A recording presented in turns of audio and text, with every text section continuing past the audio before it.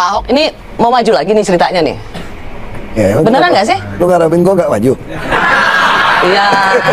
Lu udah kayak orang lain aja, lu asal bukan Ahok lu. Programnya kagak jelas, asal bukan Ahok. Katanya mau- udah yang baik tidak pernah mundur, maju terus.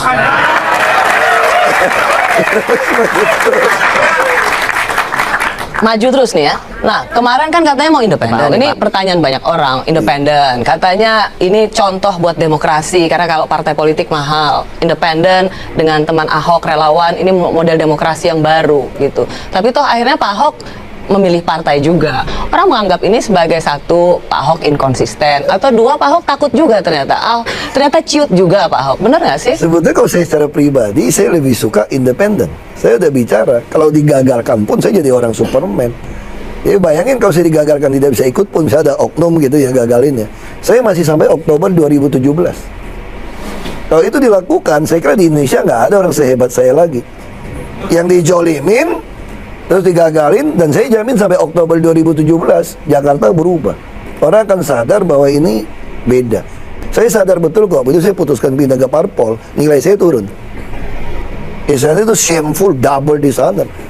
Double saya malunya sebetulnya. Saya bilang sama beberapa teman-teman DPRD DKI, kalau kalian bisa jatuhin saya, orang lihat progres Jakarta makin baik, padahal belum baik kan. Orang kan bilang gini tuh, aduh sayang ya Ahok nggak jadi gubernur lagi ya.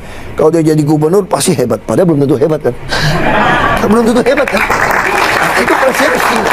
Paling enak itu dikira hebat, lalu kita berhenti tau nggak? Playing victim nih. Kalau saya keluar, kalau saya terusin kamu, biarin saya terus jadi gubernur, wah itu saya kerja setengah mati. Kalau gua nggak hebat, rusak dong nama gua. Nah, lu pikir-pikir sendiri sekarang. Ya, lu terus sendiri.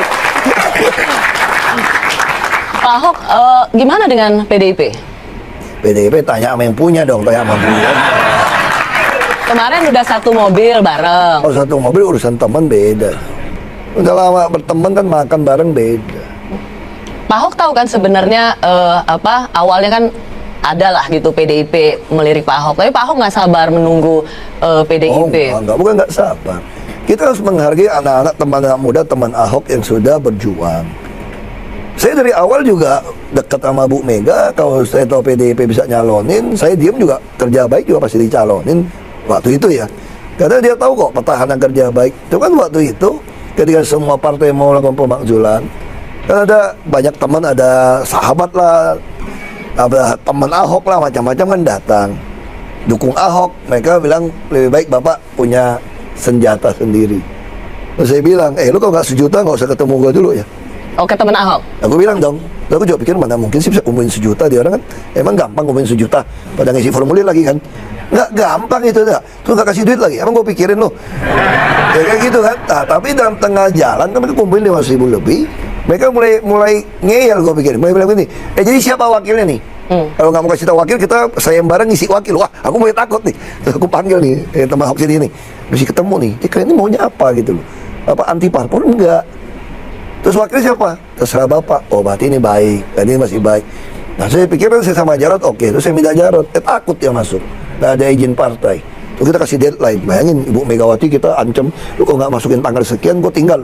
Tapi ya gimana kan saya juga nggak mau. Waktu itu saya ditanya kan, kenapa pikiran gitu? Saya mohon maaf deh Bu, sekarang saya bisa ngerti deh gimana Bung Karno dipaksa merdekain Indonesia, mungkin gitu kali gue bilang. Karena anak mudanya maksa gitu kan. Ya udah saya bilang ya udah saya lebih takut anak-anak muda ini kehilangan kepercayaan kepada politisi. Tapi sekarang dengan Bapak ke tiga partai yang mendukung, apakah Bapak tidak merasa bahwa Bapak telah mengecewakan anak-anak Kan aku muda? temuin mereka, aku ngomong. Aku ketemu kok ngomong kok. Aku kasih makan durian, makan enak, lupa nih. Tapi anak muda kan tamun-tamun gitu lagi kan. Jangan mau disuapnya terlalu murah. Memang idealis begitu. Orang idealis itu cuma masalah makan doang. Bapak nggak merasa Terus saya tanya toh, mengkhianati mereka? enggak, saya tanya, kalian nggak takut diculik loh? Tenang Pak, nggak ada yang mau culik kami Pak, makannya banyak katanya. Ya, teman-teman, selamat datang kembali di channel ini. Memang teman-teman suka tidak suka ya bahwa politisi yang bagus untuk ditiru cara kepemimpinannya, ya mana tahu ada anak-anak muda yang pengen masuk ke dunia politik dan agak bingung mau seperti apa cara memimpin suatu daerah dan juga bagaimana langkah-langkah dalam mengambil satu keputusan dan bagaimana cara untuk bisa memberantas korupsi, maka Anda bisa meniru bagaimana gaya kepemimpinan Pak Ahok. Karena Pak Ahok ini adalah ya orang yang transparan, kemudian orang yang memberantas korupsi, ya tidak kompromi terhadap oknum tertentu atau kepada para mafia, dan dia adalah orang yang memang tegas belak-belakan. Kenapa pada saat itu ketika Pak Ahok di DKI Jakarta sebagai gubernur banyak musuh-musuhnya teman-teman? Karena ya para oknum tertentu yang ada di Jakarta tidak bisa melakukan aksi mereka.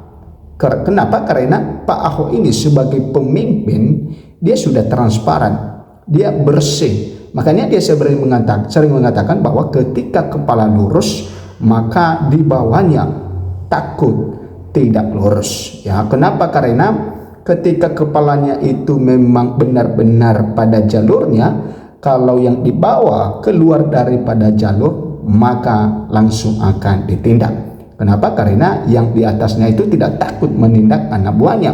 Nah, coba kan kalau misalnya yang di atas itu sudah busuk kemana-mana, belok, ya arahnya kemana-mana. Jadi kalau anak buah pun melakukan hal yang sama, belok dan melakukan korupsi misalnya, maka yang di atas itu takut untuk menindak anak buah itu. Kenapa? Karena dia juga melakukan hal yang sama, dia juga melakukan perbuatan yang sama. Nah, jadi bagaimana dia menindak anak buahnya sedangkan dia sendiri melakukan hal demikian, dan itu menjadi blunder bagi dirinya sendiri kalau misalnya dia tegas dalam hal ini. Makanya prinsip Pak Ahok untuk menjadi seorang pemimpin harus benar-benar bersih supaya tidak disetir kemana-mana sehingga tidak terjerat dalam sesuatu hal.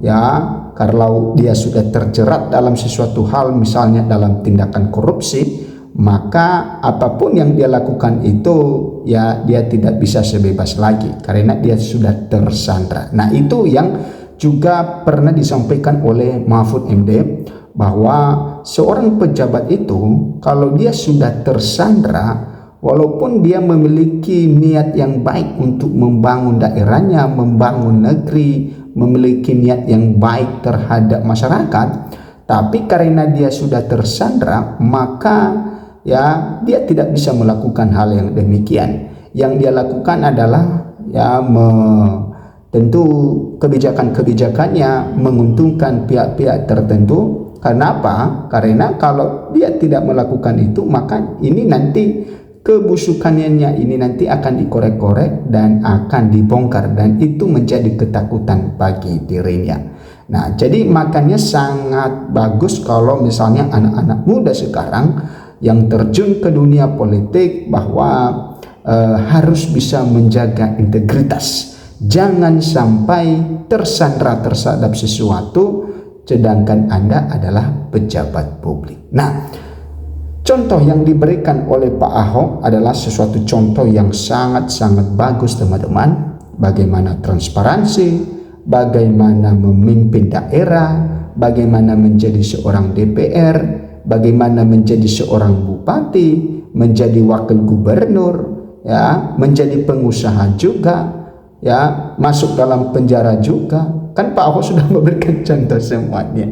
Bahkan di Pertamina pun dia ya bekerja di perusahaan pun dia sudah memberikan contoh. Nah, jadi ya memang lika-liku dari perjalanan Pak Ahok adalah sesuatu hal yang tentu membawanya ke arah yang lebih baik. Kenapa? Walaupun Pak Ahok pernah masuk dalam penjara teman-teman, tetapi ketika dia keluar dari penjara, walaupun musuh-musuhnya itu menginginkan Pak Ahok, nama Pak Ahok akan tenggelam nantinya kalau sudah masuk dalam penjara, ternyata ketika Pak Ahok keluar dari penjara bukan malah semakin tenggelam namanya, tapi semakin meroket tinggi sampai dia menjadi salah satu yang orang penting di Pertamina sebagai komod di Pertamina. Nah, yang menjadi pertanyaannya, kenapa dulunya Pak Ahok ini juga dikasih jabatan di Pertamina yang sangat tinggi? Karena dia memiliki integritas, karena diketahui bahwa Pak Ahok ini memiliki kemampuan akan hal itu, dan dia juga bersih, ya, sehingga banyak orang yang ingin supaya Pak Ahok ini berada pada satu lembaganya. Nah, inilah orang yang bersih itu, teman-teman, diinginkan banyak orang. Oke, kita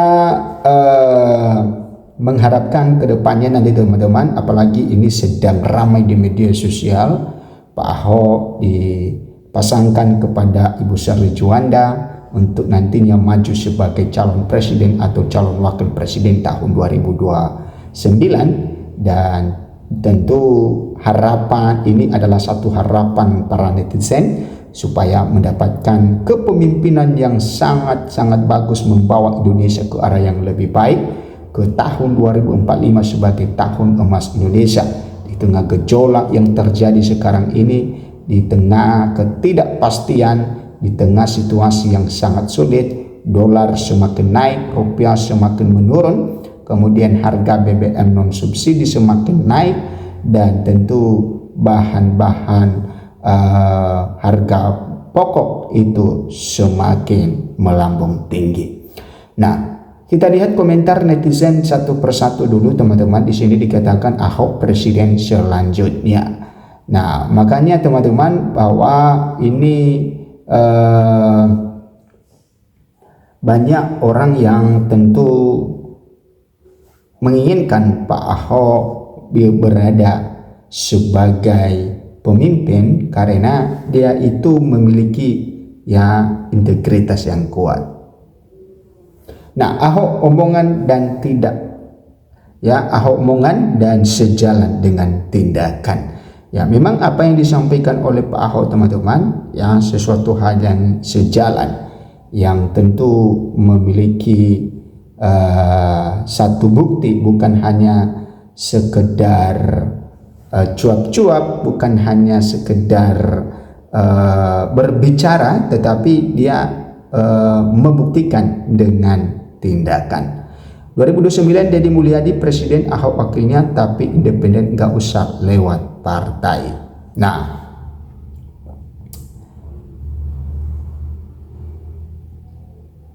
dulu bagus, tapi semenjak beda politik sama Jokowi jadi tidak baik.